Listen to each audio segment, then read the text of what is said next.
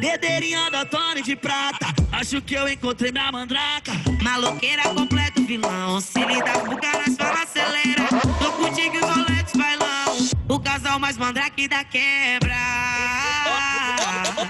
Eu tô de fleck, ela também. Eu tô de Ju, ela de pene. Pistolinha no pingente, se brotar talarica ela mata no dente. Eu tô de fleck, ele também. Eu tô de Ju, ele de pene. Pistolinha no pingente, se tromba talarica nós mata no dente. Eu tô de fleck, ela também. Eu tô de Ju, ela de pene. Pistolinha no pingente, se brotar talarica ela mata no dente. Alô, Dieguinho. É o Aí, DJ GM, acompanha a versão, ó. Assim, ó, pega a visão. Ô morena, cabelão tá batendo na placa, coxa esquerda toda tatuada, dedeirinho da Tony de prata, acho que eu encontrei minha mandraca. Maloqueira completo vilão, se lidar com o cara fala acelera. Tô contigo e os roletes bailão, o casal mais mandrake da quebra. Eu tô de fleck, ela também. Eu tô de Ju, ela de pene. Pistolinha no pingente, se brotar talarica ela mata no dente. Eu tô de fleck, ele também. Eu tô de Ju, ele de pene. Pistolinha no pingente, se tromba talarica nós mata no dente. Eu tô de fleck, ela também. Eu tô de Ju, ela de pene. Pistolinha no pingente, se brotar talarica ela mata no dente. Alô, Dieguinho. É o Aí, DJ GM, acompanha a versão, ó. Assim, ó, pega a visão.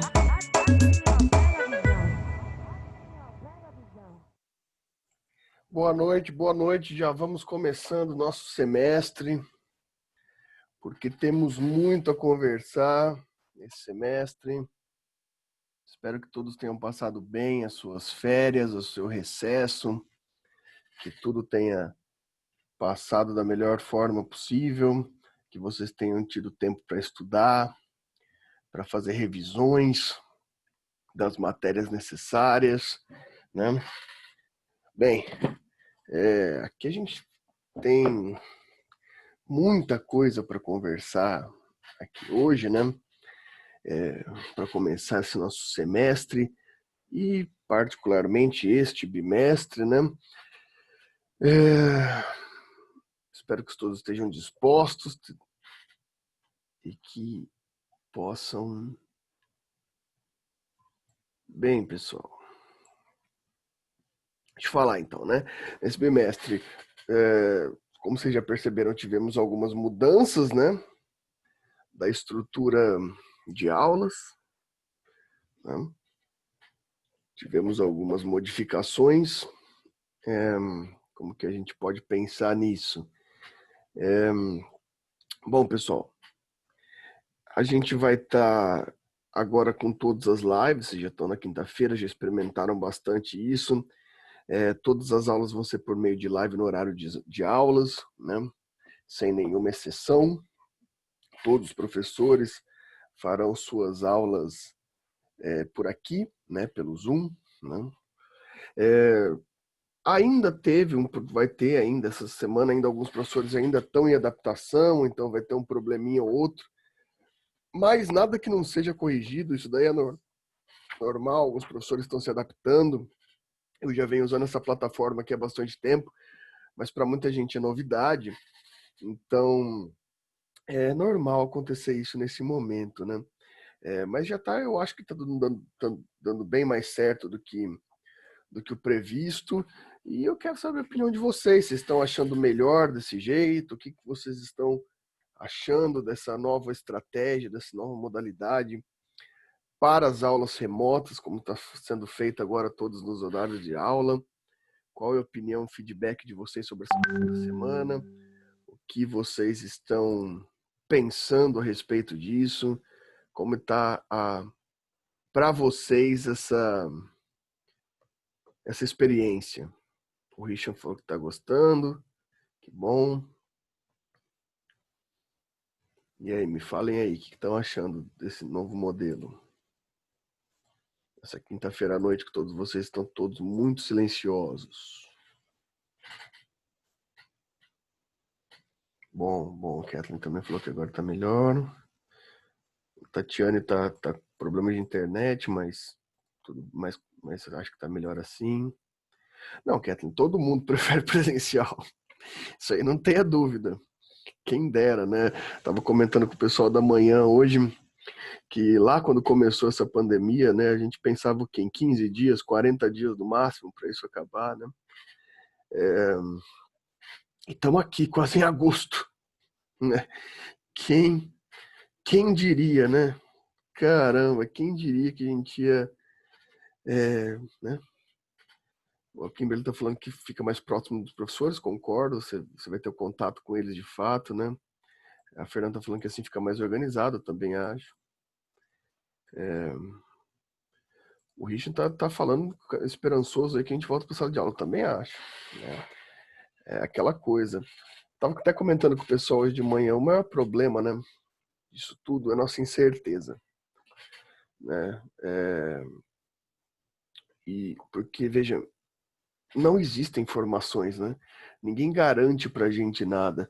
A faculdade vem, né? A gente reformou a faculdade, praticamente um investimento grande, porque se a gente puder voltar amanhã, a gente volta amanhã, né? Claro que não é assim que funciona, mas estou falando, a gente fez todas as reformas e toda uma reestruturação física na faculdade e ao mesmo tempo também investiu em sistema, né? Porque não são baratos esses sistemas, etc. Mas a maior complicação disso é que o poder público não dá respostas para a gente, né? Se, por exemplo, se meses atrás tivessem falado assim, não, vai mais para frente, a gente já tinha uma preparação para isso, mas a gente tem que se preparar para as duas coisas, né? Porque a gente não sabe de nada, né? Eu sei que a gente está aí vendo uma crescente aí nos números, ou seja, é difícil, né? A gente não ter uma resposta muito clara do poder público sobre isso. E eu entendo que, de fato, instituições de ensino, seja superior ou de ensino básico, ensino fundamental e médio, são locais de risco, né? De aglomeração, etc. Mas a gente a gente fica perdido nessa, né? Mas ainda assim, a gente conseguiu pensar em algumas estratégias aqui para, enquanto perdurar o tempo remoto, né? E mesmo assim preparando o físico para caso a gente precise voltar para o físico, né? Com estratégias, etc. Né? Pessoal, mas é isso aí. Tirando o pessoal aí, deve ter gente aí na sala aí que tem filho, que está com filho em casa também, né? Porque eu acho que mais complicado ainda deve ser a situação em ensino fundamental, ensino médio, né? Fico imaginando como deve estar complicada essa situação, né? Com as crianças em casa, etc, né? Eu imagino. Eu tô percebendo aqui, né? Porque, por exemplo, a gente está conseguindo levar, né? E tá melhorando a cada dia. Olha lá, a Tatiana tem filha de 8 anos, é difícil, eu sei. Porque ensino superior ele tem uma estratégia diferente, né? Só que você vê, né? Tem colegas, tem um colega meu em particular que o irmão dele tá no último ano de direito na USP em São Paulo, que está sem aulas total, né? Ou seja, para ele já foi informado que o irmão dele queria se formar esse ano, que já não vai se formar mais, né? Porque as instituições públicas não continuaram, né? O EM vai começar agora, só pelo ensino remoto, né? Até agora todo mundo ficou sem aula. Então é complicado também, né? Tem muita gente perdendo o ano aí com isso, né? Porque o ensino superior tem essa estrutura de já ser longo, mas ter uma perspectiva de carreira, né? Então, não é fácil, né? Não é fácil. Mas eu acho que a gente está se virando bem aqui. Espero que... eu estou acompanhando também, de vez em quando vocês me veem entrando nas salas aqui, eu estou acompanhando para ver se está dando tudo certo as lives. Mas eu acho que eu estou preferindo assim. Muita gente vem me perguntando quanto a gravações, vocês estão vendo aqui, eu acho que vocês veem no cantinho aqui, todos os professores aparecem as gravações, né? Estão sendo gravadas. quando a gente adquiriu a plataforma do Zoom aqui lá na faculdade, a gente acabou comprando um espaço grande de nuvem, né, para a gente conseguir salvar todas essas aulas, né? E basicamente vai ser mais ou menos assim. Muitos dos professores estão se disponibilizando a eles mesmos salvarem essas aulas e eles mesmos publicarem publicamente, assim como eu faço com vocês, né? Já vinha fazendo, vou continuar fazendo, para todo mundo ter acesso, né? Mas ainda assim, aqueles professores que não disponibilizarem públicas, as aulas estão gravadas, e a única coisa aí é que quem quiser ter acesso a essas, eu acho que isso é uma minoria de aulas, mas quem quiser ter acesso a elas, é só fazer uma requisição simples na faculdade, pedir, justificando por que não pôde assistir, ou justificando por que vai ter que assistir de novo, sabe, esse trâmite, porque também a gente quer estar com todos aqui, então é importante para todo mundo estar na sala de aula, né? Por exemplo, tem problemas, né? Igual a Tatiane falou aqui, né? Foi a Tatiane que falou, né? Que a internet às vezes está ruim na casa dela. São problemas que a gente pode enfrentar, né? Então, tudo justifica a possibilidade de você poder assistir a aula depois. Mas veja, ainda com a internet dando algum problema em algum momento, a Tatiane está aqui assistindo a aula presencial também, né? Na live, digo.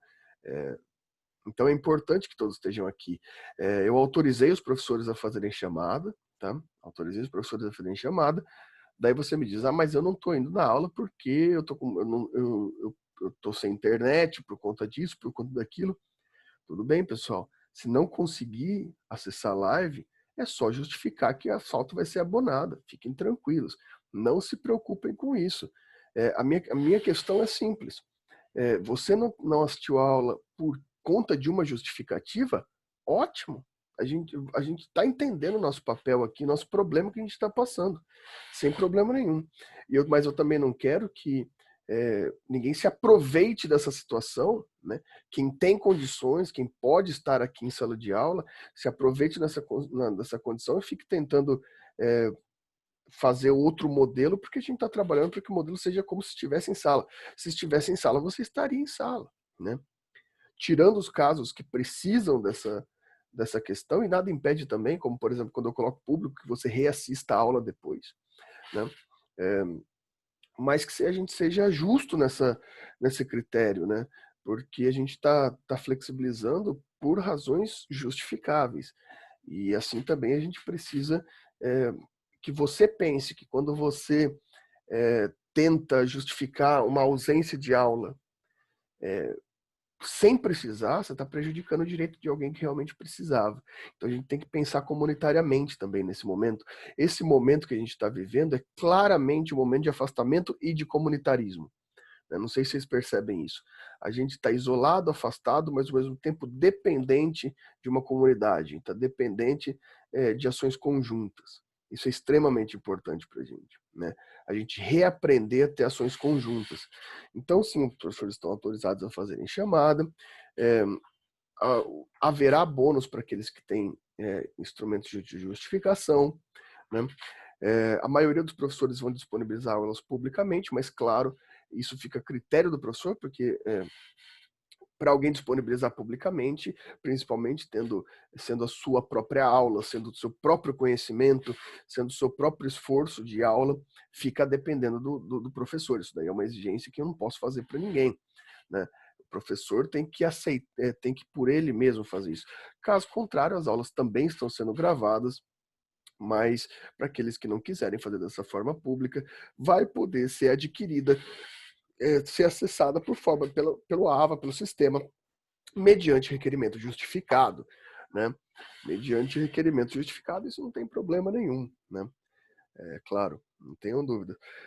E quanto a isso, daí eu já faço um disclaimer aqui dessa primeira semana, né? Alguns professores, por adaptação, acabaram se confundindo, não gravaram as aulas, então nessa primeira semana pode ter que tenha uma outra aula falha, tá? Mas é normal, né, pessoal? É difícil pegar tudo isso de uma vez só, né?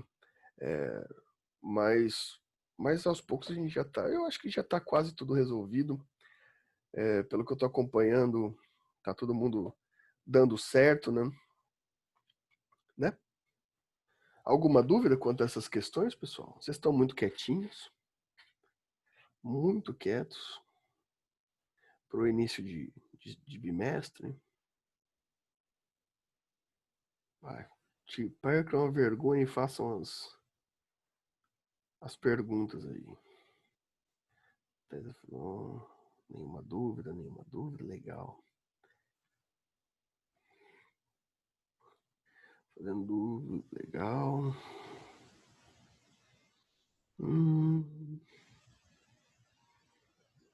Deixa eu ver aqui. Oi, legal, pessoal. Professor, Oi, André. eu acabei caindo aqui várias vezes e eu não peguei ali o pedacinho. Essas aulas vão ficar gravadas aonde? Eu não entendi.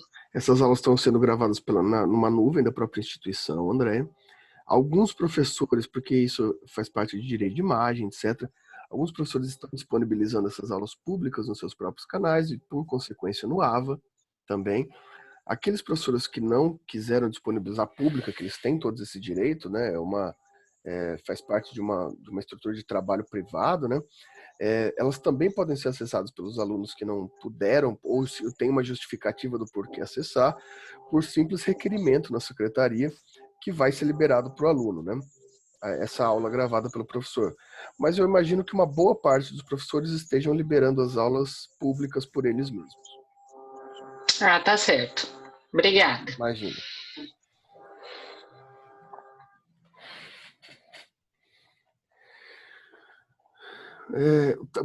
Tá, Fernando. O Rafael tá correndo atrás disso. A gente teve umas modificações, mudaram os professores, e tá se ajeitando. Mas o Rafael, até amanhã, ele termina total. O Rafael e o Renan, né, os dois que são da TI, eles terminam amanhã já toda a reforma do AVA para resolver esses problemas. Tá?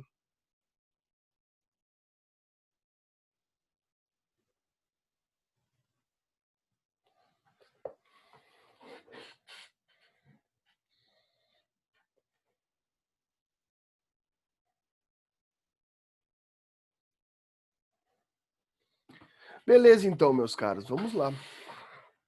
Vamos nessa. Bom, nossa proposta, né, no bimestre passado, a gente passou o bimestre discutindo sobre estruturas de direitos fundamentais, né? E essa discussão sobre o artigo 5º, sobre os direitos fundamentais, uma discussão muito extensa, mas ao mesmo tempo muito interessante, muito importante também, né? Essa discussão sobre direitos fundamentais, nos faz agora, boa noite, Éder, nos faz agora partir para uma próxima jornada da estrutura constitucional, né, que a gente vai sair daquilo que a gente chama de direitos fundamentais e vai passar para uma estrutura chamada direitos sociais. Né? A gente vai sair dos direitos fundamentais e entrar nos direitos sociais. Ora, o que significa, qual seria uma diferenciação importante entre direitos sociais e direitos fundamentais, né? Bom, meus caros, aqui a gente tem uma estrutura muito delicada para a gente conseguir determinar direitos fundamentais e direitos sociais por meio de um viés constitucional que é quase paradoxal, mas ao mesmo tempo é complementar. Ou seja, a primeiro momento pode parecer uma questão paradoxal, mas em segundo plano, em plano de fundo, de fato é uma questão necessária, complementar para a estrutura constitucional democrática, né, para o progressismo democrático, para a estrutura liberal, enfim, dessa estrutura constitucional que a gente vive. Bem, pessoal, vocês devem se lembrar que ainda lá naquele tempo antigo, não sei se vocês lembram, parece séculos, quando a gente se conheceu dentro de sala de aula ainda, lembram-se ainda que a gente chegou a se conhecer presencialmente? Parece que isso nunca aconteceu, né? Parece que faz anos que a gente está aqui. E eu falei para vocês ainda em sala de aula que nossa Constituição ela tem uma característica dela não ser ortodoxa, né? A nossa Constituição tem uma característica de ser eclética. Lembram-se disso? Né? Ou seja, ela não tem uma linha política, ideológica, religiosa, cultural única. Né? Uma Constituição ortodoxa seria aquela que exprime uma linha de base cultural, né? Entre vários espectros, né? sobre a representação daquele Estado. Não é o caso da Constituição brasileira. Né? A Constituição brasileira é uma Constituição democrática por essência, é o tipo de Constituição democrática adotada nos chamados países progressistas, né? Onde se entende que existe uma Constituição eclética. Né? Como a gente já estudou, né? A gente tem, por exemplo, quanto à religião, a gente tem a questão do Estado laico, né? A gente tem a questão de pluripartidarismo e aceitação de todos os modelos partidários. Enfim, a gente tem uma Constituição que não trabalha por um modelo único, por um modelo enviesado de qualquer tipo de estrutura de pensamento racional, certo? Essa é a função, está lá na Constituição, na nossa Constituição, sendo eclética. E a passagem entre direito social e direitos fundamentais ou direitos individuais, ela tem toda essa relação de ser uma Constituição eclética, e é isso que a gente vai falar aqui. Luana, certamente vai ser um trabalho, no mesmo esquema, né? Um trabalho único, né? A Luana está perguntando, quem não viu o chat aí, a Luana está perguntando como vai ser esse bimestre quanto às avaliações, né? Eu não vou dar mais de uma avaliação, vai ser uma avaliação única, né? No mesmo modelo que a gente fez nos bimestres passados, naquele modelo em que quem faz começa a fazer com antecedência, não tem problema nenhum, né, para resolver. Vai ser provavelmente um resumo, Éder. Eu vou passar no AVA amanhã mesmo para vocês, tá? Já comecei a preparar hoje à tarde, a turma da manhã já cobrou também. E vai ser bem interessante. Daí, de fato, já vai estar amanhã no AVA para vocês. Vai ser provavelmente um resumo complexo, exaustivo, longo, do jeito que tem que ser, do jeito que eu gosto, né? Difícil de ler, né? Bom, esse bimestre é bom começar a fazer logo, porque no bimestre passado o pessoal ficou todo desesperado no final. É o melhor jeito, pessoal. Eu sou uma espécie aqui para vocês de mal necessário, né? Eu sou um mal necessário aqui para vocês, né? Uma hora vocês vão ter que ser obrigados a ler, vão ter que ser obrigados a racionalizar. E se eu puder fazer esse papel, eu vou fazer, mesmo que vocês me odeiem. Eu vou fazer isso pelo bem de vocês. Não, claro que vai ser menos de 1000 páginas. Eu prometo que vai ser no máximo 890 páginas, no máximo. Não mais que isso. Tá? Não, brincadeira, não vai ser não. Vai ser um texto, sobre direitos sociais, né? Na verdade, vai ser uma pesquisa, né? Vai ser uma pesquisa sobre direitos sociais.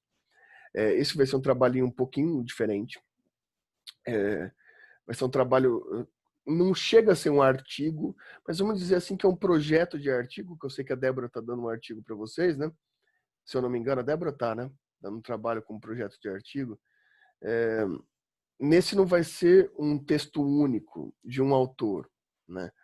Na verdade, vai ser um projeto de pesquisa, né? Vocês vão justificar para mim como trabalho, vocês vão fazer um problema, vocês vão ter que tentar criar, pegar uma das modalidades de direito social e tentar trabalhar um texto com referenciais, um texto crítico. E essa vai ser o ponto específico. Você vai ter que criticar alguma política pública. Você não vai poder falar bem, você não vai poder reproduzir. Você vai ser obrigado a criticar uma política pública de direitos sociais. Você vai colocar o porquê que ela não funciona, o que ela pode melhorar, quais são os elementos que tornam ela uma política de direito social ineficaz. Ou seja, um trabalho negativo. Você vai pegar um dos modelos de direito social e vai criticá-lo, né? um plano real de modelo de direito social e vai criticar esse modelo. A Fernanda já disse, não precisa desistir, Fernanda, mal começou. Né? Tem coisa melhor, Fernanda, do que falar mal das coisas. Ainda mais falar mal de estruturas de política de Estado. Que sube o quê, Tatiana? Uma avaliação dessa é para todo mundo tirar 10. 10 não, né? Porque 10 é muito, né? Mas dá para tirar uns 9 ali, né? Por que não? É um trabalho legal, é um trabalho legal. É um trabalho de crítica. Eu gosto dos trabalhos de crítica, eu acho que exercitam muito a nossa forma de pensar no direito, né? Não dá para ver o direito sem tentar exercitar a crítica do direito, né? Mas André, dá para fazer mais ainda? Já não, né? Já tem ainda o que criticar? Mas eu também acho, Carlos, eu acho que elogiar acaba sendo mais fraco, né? O trabalho, quando você faz uma crítica, ele acaba sendo mais profundo. Você pode ter mais teorias, né? O Edson falou que eu tenho um sabre de luz aqui.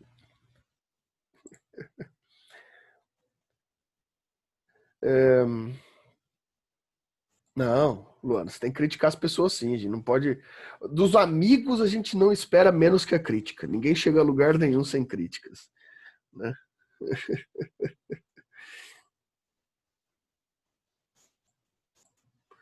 Você se sente como se estivesse aprendendo pouco conteúdo, Éder? Por quê? O que te faz pensar isso?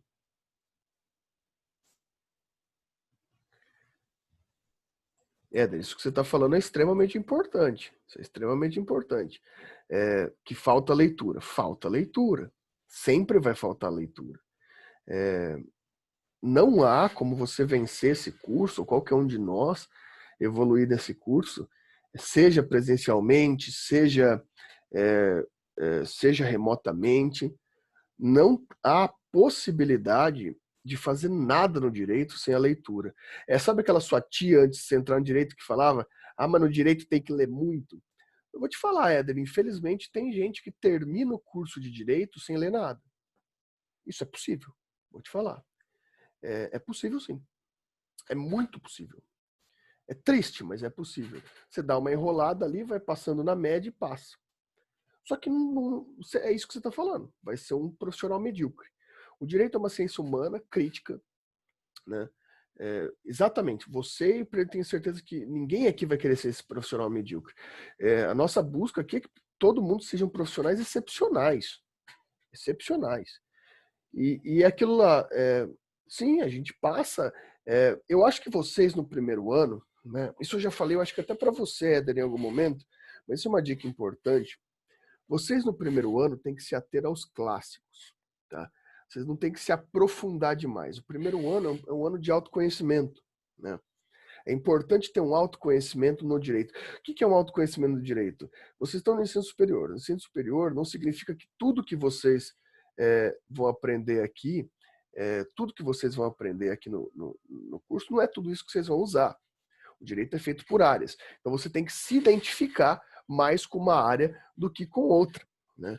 Então, os 2 primeiros anos, vamos dizer assim, são anos de autoconhecimento que você não tem que começar, de fato, a estudar direito penal profundamente, direito civil profundamente. Você está aprendendo a lidar com essas situações, né? E isso é extremamente importante. Por isso que eu sempre falo para vocês, se atenham aos clássicos. Os professores passaram livros clássicos para você já, né?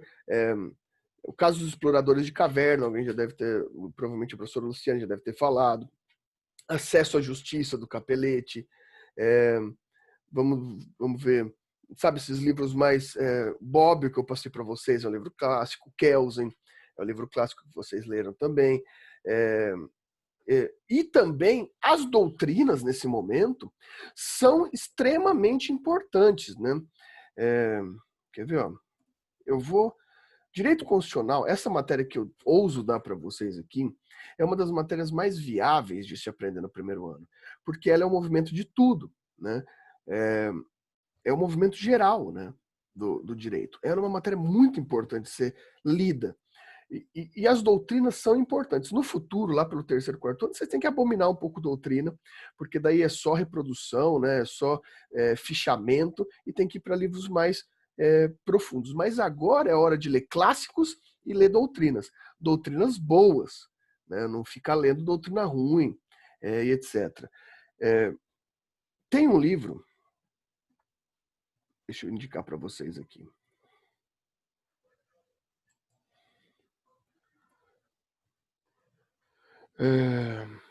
Aqui, ó. Cadê? Esse aqui, ó. Deixa eu ver se eu consigo compartilhar a tela com vocês.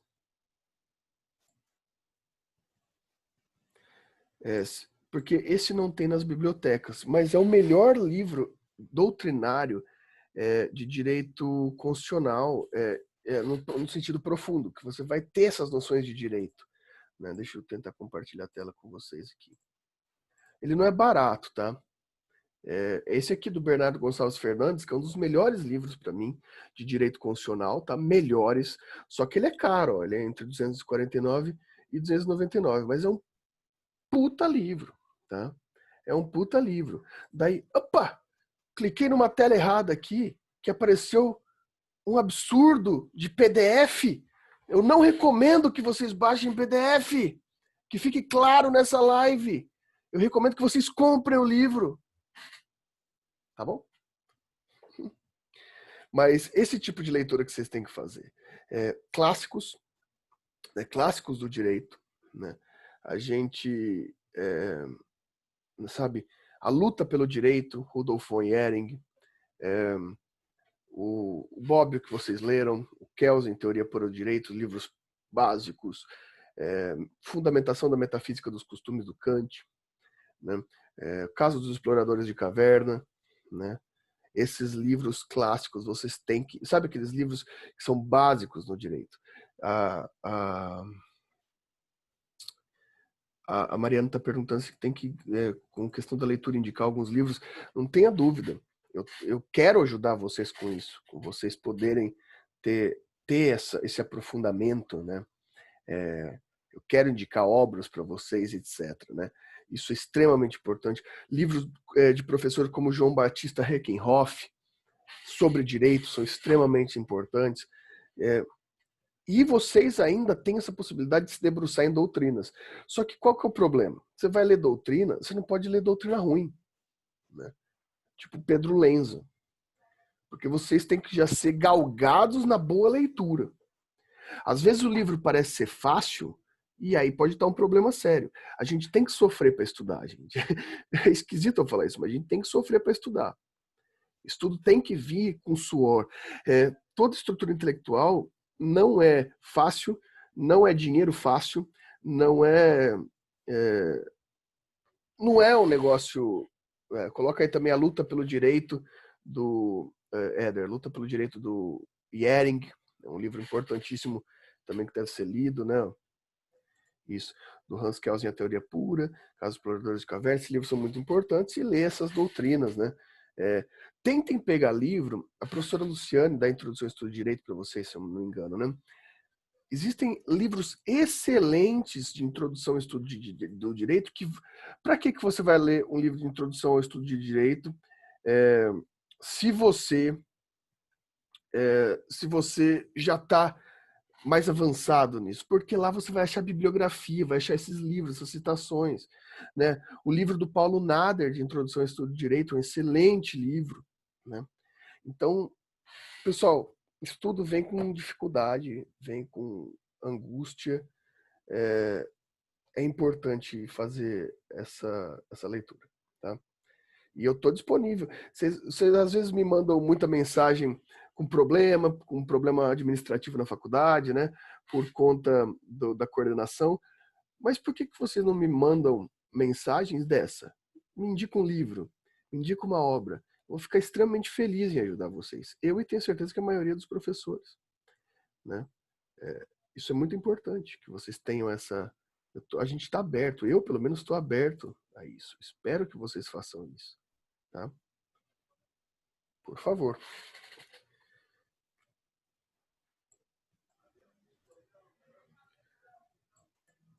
Tudo bem. Falando por mim, Éder, eu quero ajudar. Eu também, Éder, eu também estou sofrendo todo momento, mas eu sofro com felicidade. Eu sou um Nietzscheano, né? Eu gosto da filosofia do Nietzsche. Então, sofrimento para mim só é enaltecido sempre. Bom, pessoal, certo? Beleza, então. Como a gente estava falando sobre direitos sociais, a gente vai ter que ter uma noção agora dessa passagem. A gente está falando da Constituição eclética, né? Os direitos sociais e direitos individuais são necessariamente essa passagem eclética da Constituição. Por quê? Porque os direitos fundamentais, eles estão muito ligados com uma estrutura política chamada, que é do liberalismo clássico, dos direitos à liberdade, né? Das liberdades individuais, das funções individuais de liberdade, né? Isso é extremamente interessante porque todos os direitos fundamentais são direitos individuais, são direitos que atingem indivíduos. Aqueles direitos do artigo 5º que a gente viu na aula passada são direitos atribuídos a todos nós individualmente. Então, cada um de vocês individualmente tem um sentido, tem uma possibilidade de atribuir a si mesmo direitos fundamentais. Então, todos os direitos do artigo 5º são pessoais seus quando você precisar usá-los, né? São direitos a serem utilizados por você a qualquer momento, né? São direitos que você pode utilizar quando você precisar, porque já estão intrínsecos a você como estatuto jurídico, ok? E os direitos sociais? Os direitos sociais não são parte do liberalismo clássico, né? O liberalismo clássico hoje, no espectro político, se a gente fosse ler, né, ele estaria naquela ideia da centro-direita da política, enquanto os direitos sociais estariam na ideia da centro-esquerda da política, que é chamada social-democracia. Por que centro eu uso? Porque a gente tem que conceber que dentro do estatuto democrático, tudo é democrático. Então, ainda que a gente tenha espectros políticos mais conservadores, mais marxistas, enfim, de qualquer das hipóteses, eles vão estar centralizados no âmbito liberal, progressista e constitucional, né? Essa é a grande crítica dos conservadores ou dos marxistas ao Kelsen, à estrutura do progressismo liberal, justamente porque eles dizem que não tem mais possibilidade de você ser nada fora da democracia, né? Não tem como você ser nada fora da democracia.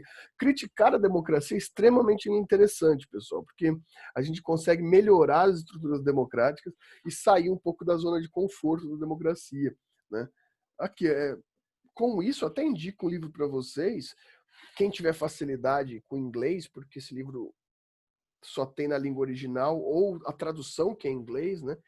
Chama Democracy in What State, né? Democracia em que Estado, que tem vários autores de vários espectros teóricos, né? Alguns ligados ao conservadorismo, alguns ligados ao marxismo, um misto de autores bem interessante, criticando a democracia, muito legal. É uma terceira visão para a gente entender melhor, porque a gente sempre está sobre essa perspectiva constitucional democrática e a gente nunca pensa sobre outras possibilidades. Esse é um livro muito bom, tem o Badiou, tem o Rancière, tem o Agamben, tem o Zizek, tem vários autores interessantes. E claro, eu sei, ele tem em PDF, mas eu nunca colocaria vocês para cometer ilegalidade e procurar esse livro em PDF. Teriam que fazer como eu e comprá-lo, né? E comprá-lo porque ele não vende no Brasil, então você tem que encomendar ele, né, da editora, que é editora na Columbia University Press, então ele demora mais ou menos uns 4 meses para chegar. Então, obviamente, você vai pagar caríssimo e esperar 4 meses para chegar o livro para ler, sendo que ele tem em PDF, né? Por que você faria o PDF, né? Obviamente você faria ele, comprar ele presencialmente, né? Não tenha dúvida. Mas, enfim, é interessante isso, né? Porque se o liberalismo clássico traduz para a gente que os direitos individuais eles são muito necessários, a social-democracia já vem inspirar a ideia do direito difuso, dos direitos coletivos. Ou seja, nos direitos fundamentais do artigo 5º que a gente estudou do bimestre passado, a gente está falando de direitos de pessoas específicas. A gente está falando do seu direito, do meu direito, de garantias fundamentais individuais, né? De outro lado, quando a gente fala de direitos sociais, a gente não está falando de indivíduo, a gente está falando de grupo. Então, a partir do artigo 6º da Constituição, a gente não está falando mais de direito individual, a gente está falando de direito coletivo, de um grupo de pessoas que são abarcadas por essa estrutura de direito. Olha só que interessante, né? Agora a gente vai começar a pensar em direitos difusos. O que são direitos difusos? Direitos que não atingem uma pessoa específica. Direitos que ao serem implementados, a gente não tem mais controle sobre quem são os indivíduos que vão ser beneficiados por esse direito. Por isso que ele tem efeitos difusos. Porque a gente pega um grupo fechado, um grupo específico, né? A gente pega uma faixa social, a gente pega uma camada social, a gente pega uma estratificação, um setor social, e com esse setor social atribui direitos gerais a eles. Mas veja, são duas teorias constitucionais diferentes, direitos individuais e direitos coletivos. Para quê? Para que um controle o outro. Para que um controle o outro. Isso é extremamente importante. Para que a gente tenha controle, para que a gente tenha controle das atividades de direito. Quer ver só? Vamos pensar aqui num direito individual muito importante, talvez o mais importante de todos, que seja o direito à liberdade. O direito à liberdade, como a gente já viu no mês passado, ele fundamenta quase todos os direitos. Ele é a norma hipotética fundamental, segundo Kelsen, que fundamenta os direitos de forma geral, né? Ora, se a gente tem uma estrutura dessa, ela deve estar sempre acima de tudo. Agora vamos trazer essa estrutura da liberdade sobre um dos aspectos de liberdade mais importantes sobre ele, né? Que é a estrutura, por exemplo, que quando a gente vai pegar o liberalismo clássico, o direito à liberdade como jusnaturalismo, lembra desse termo, jusnaturalismo? Quando John Locke vai escrever sobre liberdade, ele vai falar sobre toda essa questão da liberdade como função humana, natural, e vai atribuir isso sobre a visão do trabalho, né? Por quê? O que é trabalhar? O que é trabalhar? Né? Se alguém responder aí no chat que é tortura, tá errado. Tá? Se alguém falar aí trabalhar é chato, também tá errado. Né? Trabalhar é a manifestação, segundo o John Locke, né? Exatamente, é trocar seu tempo por dinheiro.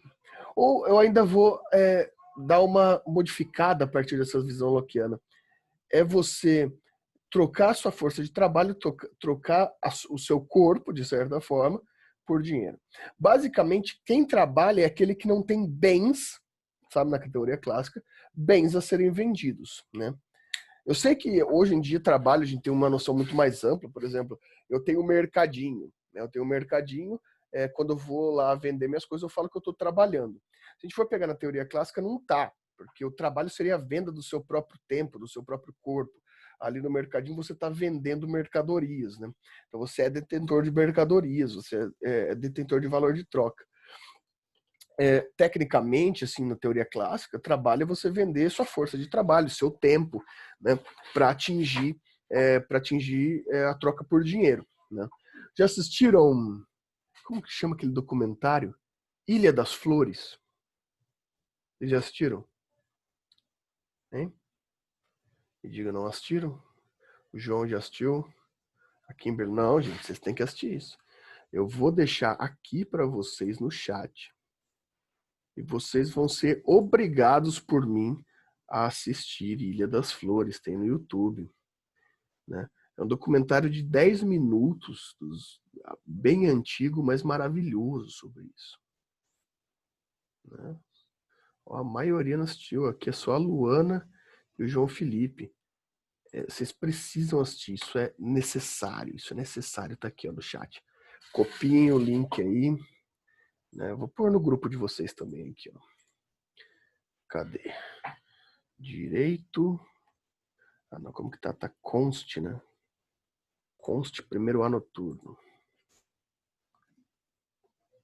Mandei no grupo de vocês. Isso, vocês precisam, hoje assistam, peguem 10 minutinhos. É um documentário fabuloso sobre isso, né? Quem quiser se aprofundar um pouquinho mais nessa estrutura, né? Ainda tem um filme brasileiro que eu recomendaria para vocês também, aqui um pouco mais longo, um pouco mais cabeçudo também, né? Que é um filme do Glauber Rocha, tá? Que eu gosto de indicar filme para vocês, né? É um filme do Glauber Rocha chamado, tô escrevendo aqui no chat, Terra em Transe. Assistam, ele é bem interessante sobre essas análises. Pessoal, que nem o Éder falou de indicar leituras, né? Mas sabe, Éder, Kimberly também falou, a Mariana também falou, às vezes a cultura do direito não está só nos livros teóricos. Às vezes a gente tem que ver grandes filmes, a gente às vezes tem que ler grandes romances, às vezes até na música a gente encontra isso, né? É bem importante esse tipo de essa intersecção entre áreas. Vai muito além da leitura, então às vezes a gente tem que se abrir um pouco para as estruturas artísticas, etc., que elas têm muitas respostas. Eu até indico novamente, mais uma indicação para vocês, esse ano acho que já foi, a Universidade Estadual do Norte do Paraná, a UEMP, tem um congresso, né, que chama Simpósio Regional de Direito e Cinema. Tá? O desse ano já foi, né? O desse ano não será. Eu vou até passar o site para vocês aqui, porque tem todos os artigos prévios lá que foram escritos lá, que é muito interessante. São artigos de pesquisadores excepcionais, fazendo relação de direito com cinema.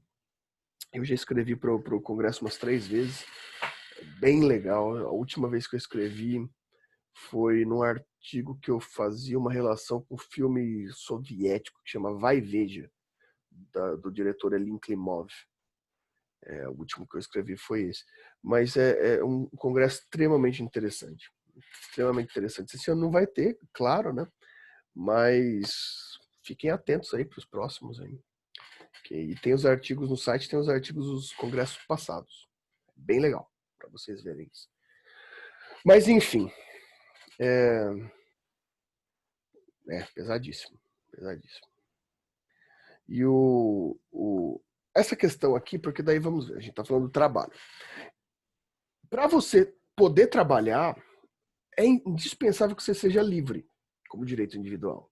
É indispensável que você seja livre. Por quê? Porque a nuance entre você vender o próprio corpo com liberdade e ser escravo pode ser rompida a qualquer momento. Então, deve sobressair o direito à liberdade a qualquer outra coisa para que você nunca seja escravo no seu trabalho. Né? Para que você nunca seja escravo. Então, a sua liberdade de contratação tem que ser ampla. Veja só que loucura, sua liberdade de contratação tem que ser ampla. Agora vamos pegar um caso prático. Né? A sua liberdade tem que ser tão grande que você pode fazer o que você quiser para poder trabalhar. Né? Daí vejam só, você tem um sujeito, você tem vamos supor aqui que o Éder quer trabalhar, né? Quer trabalhar no lugar, só que o Éder não está muito afim de pagar imposto. Ele não está afim de ter desconto de FGTS, ele não está preocupado com aposentadoria, ele não quer INSS, é direito dele. Né?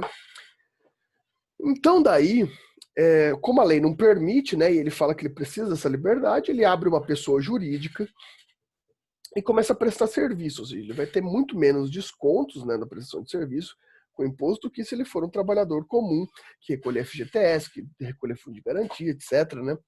E por opção dele, por liberdade de trabalho dele, ele pode fazer isso? Pode, é liberdade dele.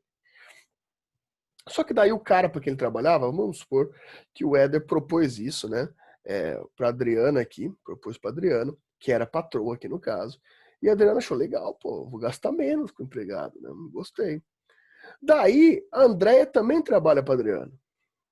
A Adriana falou, pô, mas eu tô gastando bem menos com o Éder. E a Adriana eu tô gastando bem mais. E a Andréia eu tô gastando bem mais com ela. E a Andréia eu tô gastando bem mais com ela. Então eu vou chegar para a Adriana e vou falar assim, Adriana, eu quero que você abra uma PJ, uma pessoa jurídica, porque eu quero gastar menos com você. Daí, mas a Andréia vai falar, não, mas eu quero minha aposentadoria, né? Eu quero meu fundo de garantia. Daí a Adriana vai falar assim para Andréia. Andréia, veja, o Brasil tem recorde de desempregados. Eu recebo, em média, 50 currículos por semana. Né? Então, veja, você não quer, tem quem queira. O que a Andréia vai fazer? Ela vai ser livre? Entenda que por conta da própria liberdade, a gente pode ter problemas quanto à utilização dessa liberdade. Né? É aquela coisa, nem sempre a liberdade do trabalho é uma liberdade real. Né? Esse exército de desemprego é aquela coisa, se tem gente para fazer o seu trabalho, quem garante que você vai ficar ali? Se vir uma pessoa que é mais que cobra menos que você acaba sendo um produto, né? Quem cobra menos acaba, não é o valor humano do trabalho. Então, para corrigir esse problema do direito individual, vem o direito social, que vai pôr regramentos para esse tipo de conduta. Então, vai pôr regramentos gerais. Então, os direitos sociais aqui, eles vão ser aplicados assim. Aqui eu não vou ver direito de cada um. Aqui eu vou ver um direito geral que possa controlar as nuances problemáticas dos direitos individuais. Por quê? Porque não sei se vocês sabem, mas o ser humano é podre. Né? Não sei se vocês sabem, mas o ser humano consegue estragar tudo que ele bota a mão. Então você faz um negócio tão bonito com direitos individuais, o ser humano consegue ferrar com isso. Então daí você tem que criar direitos sociais. Né? Basicamente, em resumo, é isso que a gente tem aqui. É triste, mas é verdade. Vou fazer o quê? É bem robesiano da minha parte, mas a gente precisa de um controle duplo. A gente precisa de um direito social que controle os direitos individuais. Porém, também, mas por outro lado, a gente tem o risco desses direitos, por serem difusos, por não olharem indivíduos, prejudicarem indivíduos. Né? Prejudicarem situações individuais.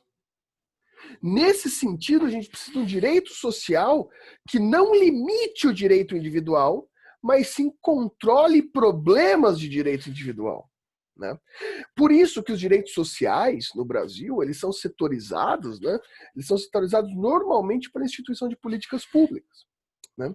Então a gente vai ter direitos sociais de educação, saúde, trabalho, moradia, lazer, segurança, que mais? Previdência social, né?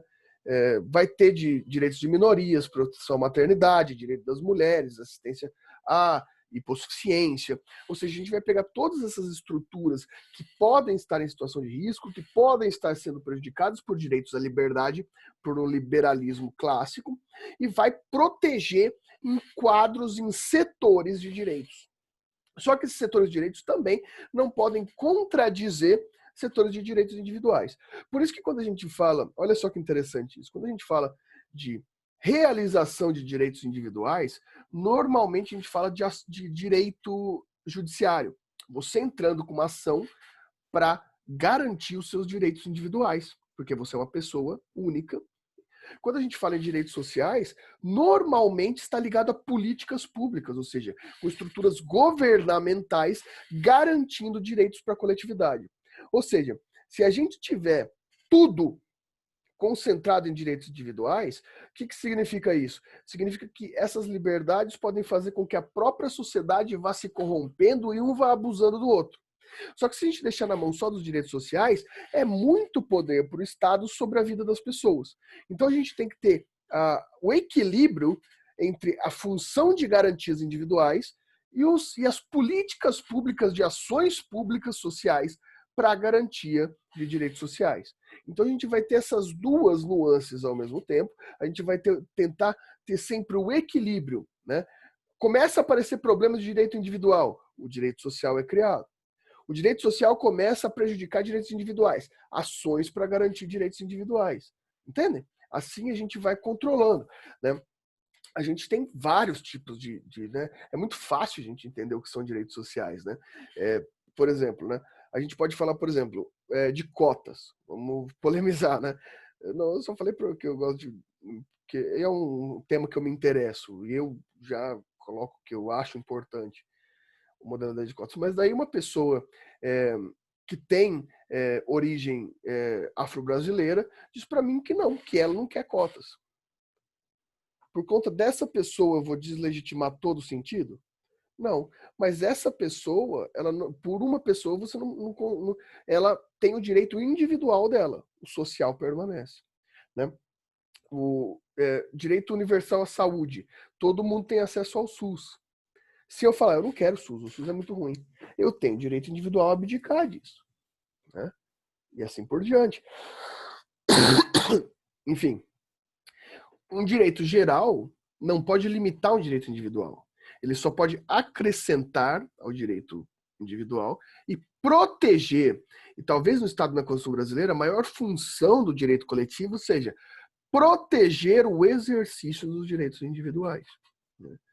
Então, normalmente a gente vai ter esses direitos sociais atribuídos a estruturas sociais específicas. As maiores, geralmente, são trabalho, educação, saúde e segurança, porque elas atingem quase todas as pessoas, né? Esses programas, essas políticas públicas relacionadas à saúde, educação, segurança e trabalho. Claro que isso vai vir também acompanhado com moradia, etc. Ou seja, as macropolíticas de direito social e as micropolíticas que normalmente estão ligadas a estruturas de hipossuficiência, né? Então a gente tem, por exemplo, programas sociais de combate ao racismo, de proteção às mulheres, de proteção ao setor LGBTQIA+. A gente vai ter, né, todas essas proteções setorizadas para tentar garantir o quê? Que direitos individuais dessas pessoas não sejam corrompidos. Então a gente vai ter dois níveis, um nível macro, onde vai atingir a sociedade como um todo, trabalho, saúde, segurança, moradia, etc. E o nível micro sobre hipossuficientes, sobre pessoas em situação de hipossuficiência. Dúvidas?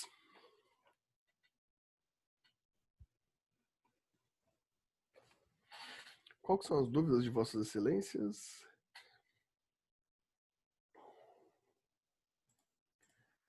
Estou procurando um texto aqui enquanto isso. Depois eu passo. Vou fazer a chamadinha, tá, pessoal? Fiquem aí, agora é o horário importante de vocês ficarem aí. Tá? Deixa eu pôr aqui. Falta geral. A Adriana tá aí. A Ana Luísa tá aí. A Bianca tá aí. A Sinara tá aí, né? A Sinara tá aí. O Carlos Alberto já tá aqui na chamada. Carlos ainda não tá, ainda não saiu, ainda não atualizou. A Andréia tá aí. Mas eu tô aqui. Mas você tá aí. Andréia também depois dá uma ligadinha lá na faculdade que o senhor não atualizou ainda aqui. Débora. Éder. Do Éder também não atualizou. Éder, depois dá uma ligadinha lá na faculdade. Eduarda.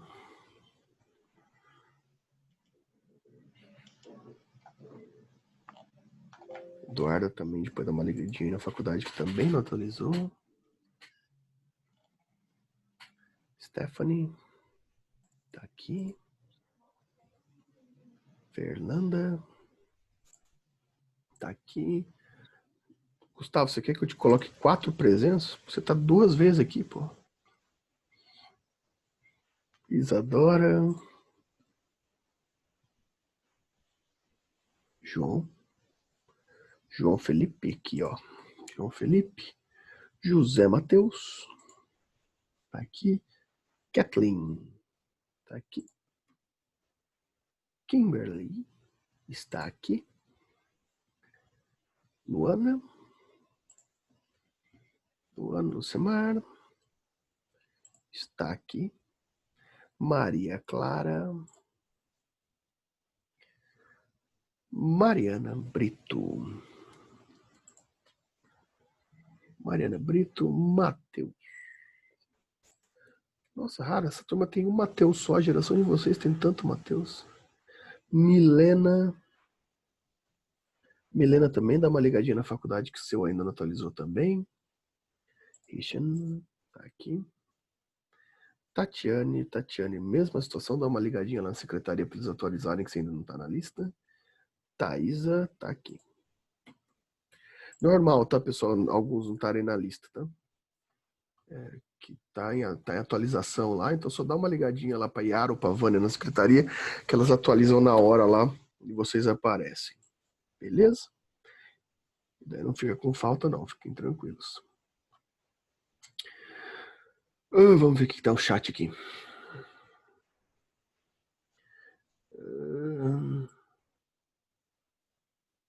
Pô, Gustavo, isso que é gostar da minha aula, pô.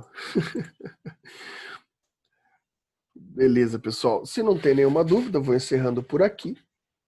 Semana que vem a gente se reencontra, tá? Na quinta-feira. Eu vou pedir para que vocês deem uma lida no artigo 6º, tá? Da Constituição, beleza? Vocês deem uma lidinha lá no artigo 6º da Constituição. E eu vou pôr no AVA para vocês, pessoal, uns textinhos de políticas públicas, uns artigos, porque entender política pública nesse momento é bem interessante para a gente, tá? Beleza? Daí eu coloco lá, daí vocês vão lendo lá quando tiverem tempo, etc. Então, pessoal, boa noite para todos vocês. Até semana que vem. Boa aula agora, eu acho que é com a Débora ou com a Thaís, não me engano. Boa aula agora às 9h30 só, né? Vocês têm um descansinho aí, Thaís. Mandei um abraço para Thaís. Tchau, gente. Boa noite.